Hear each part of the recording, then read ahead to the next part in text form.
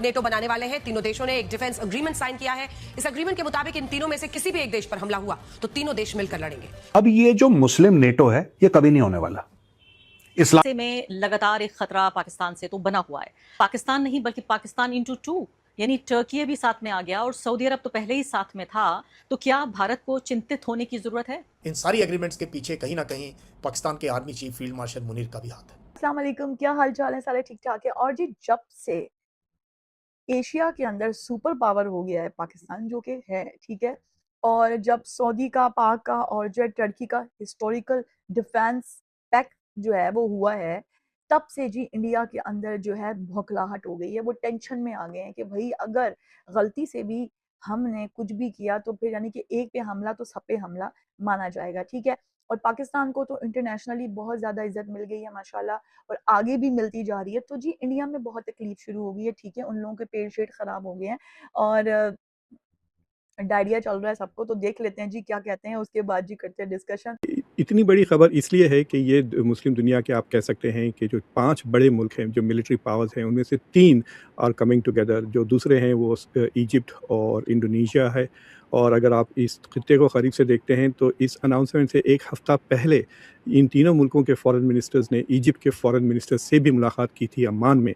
तो जब मैंने वो तस्वीरें देखी तो मैं समझा था कि शायद वो लोग उन्हें भी इनवाइट कर रहे हैं to join this Mecca pact. ये 1 साल से डेवलपमेंट में है और इसकी अहमियत इसलिए है क्योंकि ये एक कलेक्टिव सिक्योरिटी अरेंजमेंट है। और जो जैसे हम नेटो के बारे में कहते हैं आर्टिकल 5 कि अगर आप किसी एक मुल्क पे हमला करें तो it is like attacking all of NATO. तो सोच लें अगर आप लेट्स से कि पोर्चुगल पे हमला करना चाह रहे हैं जो बहुत ही कमज़ोर छोटा सा मुल्क है, लेकिन जब भी आप डिसीजन लेंगे कि चलें हम पोर्चुगल पे हमला करते हैं, यू नो कि आप अमेरिका पे हमला कर रहे हैं, जर्मनी, फ्रांस, बरतानिया सब पर।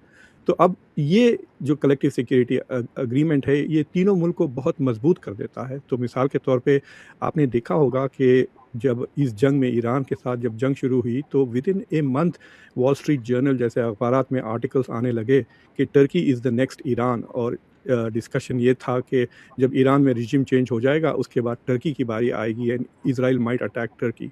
लेकिन अब इज़राइल को सोचना पड़ेगा कि अगर मैं टर्की को अटैक किया तो डज इट मीन कि I will be fighting Saudi Arabia and Pakistan also. तो ये जो कैलकुलेशन आ जाता है इन अग्रेसर में, इसको हम कहते हैं डिटरेंस कि it will force the country to think twice, क्योंकि वो टर्की पे नहीं हमला कर रहा है, is also attacking these 3 countries. Pakistan का जो रिवाइवल हुआ है ऑपरेशन सिंदूर के बाद, it is because of its good relations with America.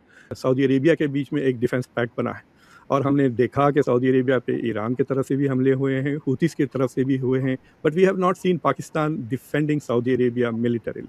तो उस एग्रीमेंट के भी हमने डॉक्यूमेंट्स तो नहीं देखे, वी हैव जस्ट हर्ड कि उसमें कंटेंट्स क्या है। हिसाब से अगर इन दोनों देशों को देखें, पाकिस्तान से हमारे कैसे संबंध हैं, हम अच्छी तरह आप भी जानते हैं, मैं भी जानती हूँ। हम और आप हो सकता है हम ये सोचें कि जंग नहीं होनी चाहिए, अमन होना चाहिए, दोनों देशों के बीच शांति होनी चाहिए, बीच बीच में बातचीत की बातें भी होती रहती हैं, लेकिन साथ साथ फिर वही हो जाता है ढाक के 3 पात, फिर वो वापस चले जाते हैं। तो ऐसे में लगातार एक खतरा पाकिस्तान से तो बना हुआ है। पाकिस्तान नहीं बल्कि पाकिस्तान इंटू टू, यानी टर्की भी साथ में आ गया और सऊदी अरब तो पहले ही साथ में था। तो क्या भारत को चिंतित होने की जरूरत है? इंडिया के लिए जो सवाल है it is very serious. For example let us से 1000 बार खुदा न खास्ता, लेकिन अगर कोई पहलगाम जैसा एपिसोड दोबारा हो जाता है कश्मीर में या दिल्ली में एंड इंडिया डिसाइड्स टू से कि ऑपरेशन सिंदूर 2.0 हम करेंगे, तो पाकिस्तान में हमला करने से पहले विल इंडिया थिंक ओ इसका मतलब कि हम टर्की और सऊदी अरेबिया पे भी हमला कर रहे हैं? If that factors in then this is a serious agreement. लेकिन अगर इंडिया फुल कॉन्फिडेंस से अटैक करता है पाकिस्तान नोइंग के they will not come to their aid, then this is a useless argument. जैसा हूती ने अभी हमला किया बॉर्डर पे, 11 सऊदी इंजर्ड हो गए, पाकिस्तान की तरफ से कोई जवाबी कार्रवाई नहीं हुई। So I am not taking the other deal very seriously at all. लेकिन पाकिस्तान इंडिया के लिए it is an interesting scenario, क्योंकि अगर लेट्स से कि मक्का अकॉर्ड थोड़ा और फैल जाता है, इजिप्ट भी आ जाता है या कतर जो है, इंडिया का $200 बिलियन का ट्रेड है इन द मिडल ईस्ट और इंडिया के तकरीबन 1 करोड़ इंडियंस उस गल्फ़ कंट्रीज़ और मिडल ईस्ट में काम करते हैं। तो India has very good relations with the Arab world, Pakistan से बहुत बेहतर। और लेकिन सिक्योरिटी अरेंजमेंट में Pakistan is leading, economic dependency India के साथ है। अरब मुल्कों ने इंडिया में भी इन्वेस्ट किया हुआ है, खुद सऊदी अरेबिया ने बिलियंस ऑफ डॉलर्स।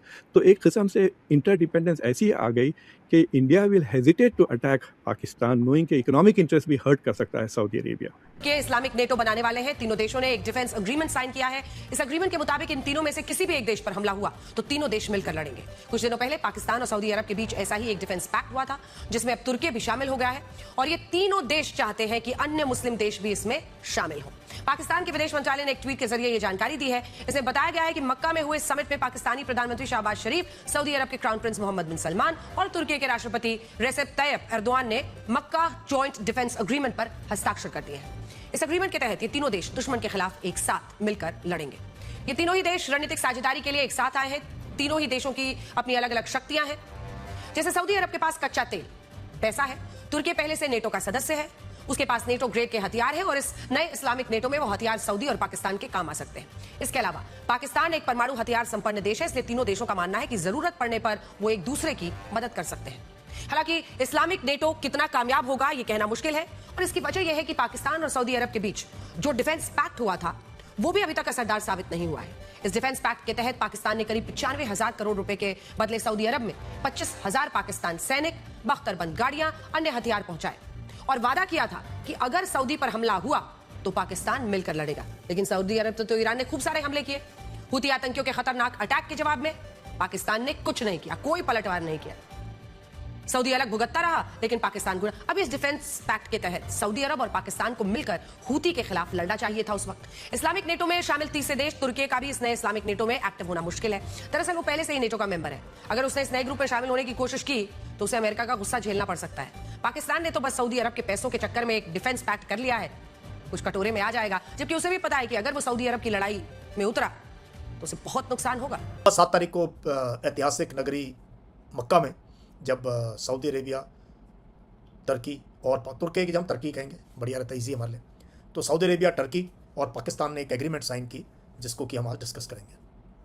इससे पहले पाकिस्तान सऊदी अरेबिया के साथ एक ऐसी एग्रीमेंट कर चुका है।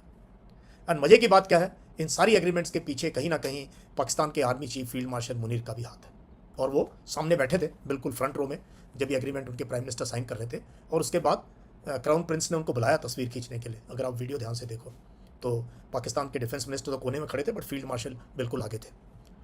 तो पाकिस्तान का रोल इस पूरी चीज़ के अंदर और तुर्की का रोल, टर्की का रोल और सऊदी अरेबिया का रोल, और इस वक्त क्यों जबकि यूएस और ईरान बातचीत कर रहे हैं।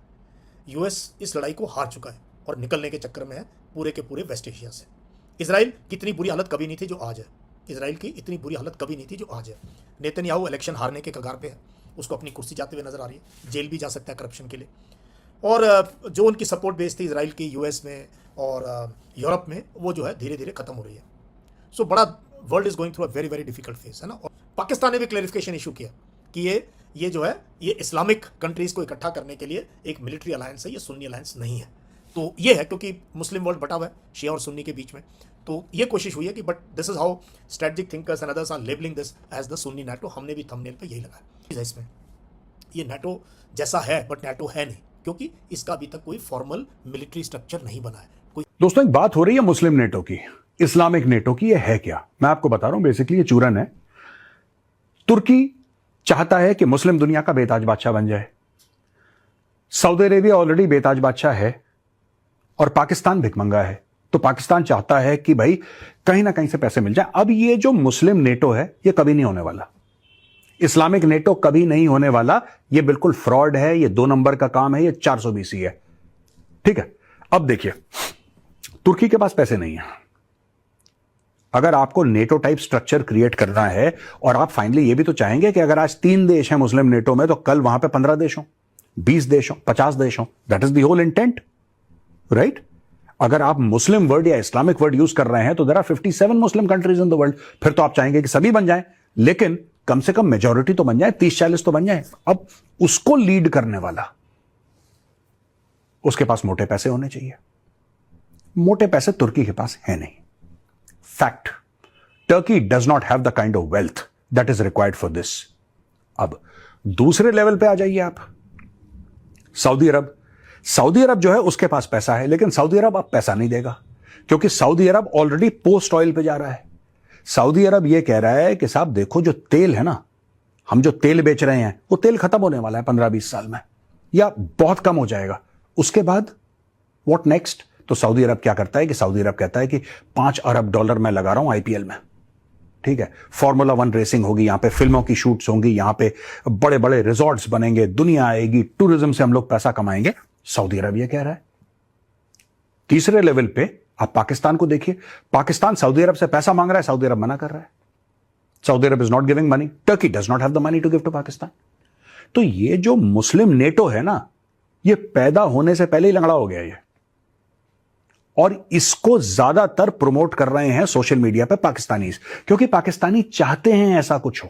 दोस्तों, आपने कभी किसी सऊदी अरब के बंदे को सुना है बोलते हुए मुस्लिम नेटो के बारे में? आपने कभी यूएई, कतर, बहरीन, इन सब जो अमीर अमीर मुस्लिम देश हैं, कभी आपने सुना है उनको ये कहते हुए कि हाँ मुस्लिम नेटो बनना चाहिए और हम उसके हिस्सा बनेंगे? कभी नहीं। दे आर नॉट इंटरेस्टेड यार, वो अमीर लोग हैं। ये बेसिकली क्या है कि गरीब भिखारी पाकिस्तान टाइप के लोग, these people get more excited, for them it is an opportunity to get some more money.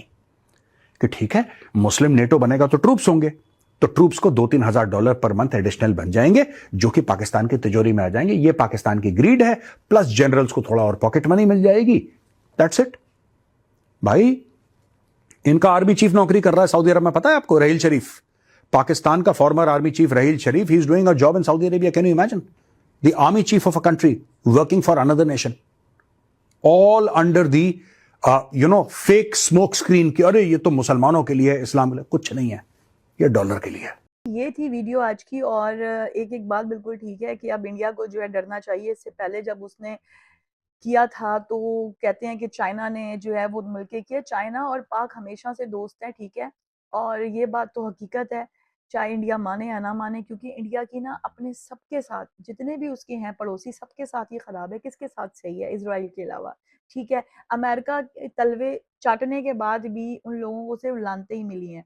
और अब जब ये मुआहिदा हुआ है और इस तरीके से नीटो का जो हुआ है, ये सिग्नेचर्स हुए हैं, तो उसके बाद से इंडिया जो है ना बड़ा परेशान हो गया है कि भाई अब क्या होगा। क्योंकि अगर अब हम लोगों ने गलती से भी कुछ किया तो फिर जी सही वाली जो है चपेड़े पड़ेंगी। वैसे तो इंडिया के लिए पाकिस्तान अकेला ही काफ़ी है, लेकिन ये जो हुआ है ना, ये किसी के वहमो गुमान में भी नहीं था और सबके सब जो है टेंशन में आ गए। हालाँकि टेंशन में नहीं आना चाहिए भाई, जितने भी हैं मुस्लिम्स वो एक ही होते हैं, एक ही हैं। तो खैर, पाकिस्तान को अल्लाह करे ऐसे ही इज़्ज़त जो है मिलती रहे आगे भी।